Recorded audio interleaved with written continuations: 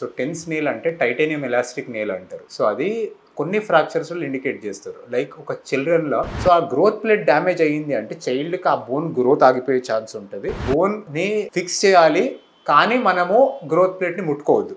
So ఇప్పుడు ఒకటి tense nail అనే దాని గురించి మాట్లాడదాం. సో టెన్స్ నెయిల్ అంటే టైటానియం ఎలాస్టిక్ నెయిల్ అంటారు. సో అది కొన్ని ఫ్రాక్చర్స్ ఇండికేట్ చేస్తారు. లైక్ ఒక చిల్డ్రన్లో థై బోన్ కానీ లెగ్ బోన్ కానీ సమ్టైమ్స్ ఈవెన్ అప్పర్ లిమ్లో ఫోర్ ఆర్మ్లో హ్యూమరస్లో కూడా మనకి యూజ్ చేస్తారు. But not very usually.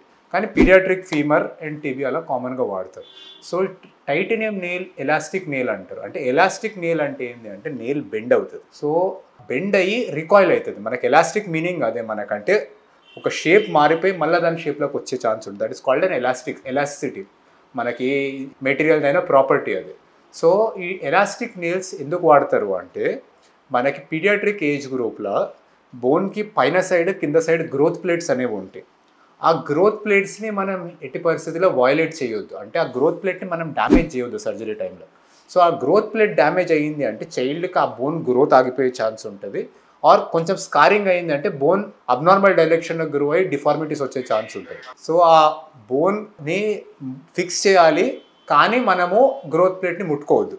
So ఇటువంటి సిచ్యువేషన్లో మనకు ఫ్యూ ఆప్షన్స్ ఉన్నాయి. ఒకటి ప్లేట్ చేయగలుగుతాం. మనకి ప్లేట్ అనేది అదే లోకల్ ఏరియాలో ఫ్రాక్చర్ సెట్ని బ్రిడ్జ్ చేయగలుగుతాం. కానీ ప్లేట్ చేయాలి అంటే ఫ్రాక్చర్ని మొత్తం ఓపెన్ చేయాల్సి వస్తుంది మనం ఎన్నోసార్లు. ఆ ఓపెనింగ్ వల్ల మనకి బ్లడ్ లాసెస్, స్కారింగ్ ఇవన్నీ ఇష్యూస్ ఉండొచ్చు.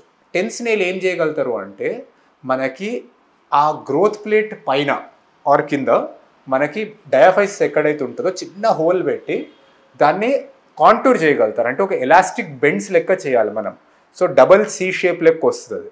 అది వచ్చి ఆ ఫ్రాక్చర్ని 3 పాయింట్ ఫిక్సేషన్ అనేది ఇస్తారు. అంటే ఫ్రాక్చర్ కింద కూడా ఫ్రాక్చర్ పైన కూడా and at the site of fracture మనకి ఆ కర్వేచర్ వల్ల ఫిట్ వస్తుంది దానికి. సో మనకి ఎలాస్టిక్ నెయిలింగ్ మనం ఫ్రాక్చర్ ఓపెన్ చేయకుండా కూడా చేయగలుగుతాం. That is advantage. చిన్న మినీ ఇన్సిషన్స్తోని ఓపెన్ చేయకుండా ప్లస్ చైల్డ్ని ఇమీడియట్లీ మొబిలైజ్ చేయడం. ఎందుకంటే మనకి నెయిల్స్ వేయకుంటే మన హిప్స్ పైకా కానీ మనకి లెగ్కి కాస్ట్గా వేయాల్సి వస్తుంది. Which will take a long time to heal. Nails వేస్తే కంఫర్ట్ ఒకటి బెటర్, రిడక్షన్ మోర్ యాక్యురేట్ ఉంటుంది, ఫాస్ట్గా మొబిలైజ్ చేయొచ్చు అండ్ ఫ్రాక్చర్ సైట్ ఓపెన్ చేయకుండా చేయొచ్చు. So that is titanium elastic nail. మనకి ఫోర్ ఆర్మ్లో కూడా వేయగలుగుతారు. మనకి రేడియస్ అల్నా ఫ్రాక్చర్ అయితే ఈ బోన్కి తగ్గట్టు బెండ్ చేసి గ్రోత్ ప్లేట్ని అవాయిడ్ చేస్తూ వేయాలి. సో ద మెయిన్ అడ్వాంటేజెస్ మనం బెండ్ చేసుకొని in line with the long access of bone entry అవసరం ఉండదు. మనకి ఆ గ్రోత్ ప్లేట్ కన్నా కింద నుంచి ఎంట్రీ తీసుకొని చాలా మినిమల్ ఇన్సిషన్స్తోనే చేసుకొని అర్లీ రిమూవల్ కూడా చేసుకోవచ్చు వన్స్ ఫ్రాక్చర్ అతికిన తర్వాత.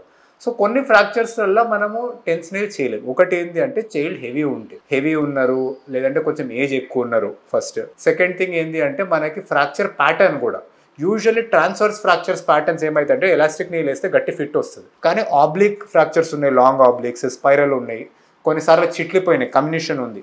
అటువంటి సిచ్యువేషన్స్లో లెంత్ని మెయింటైన్ చేయలేదు ఎలాస్టిక్ నెయిల్.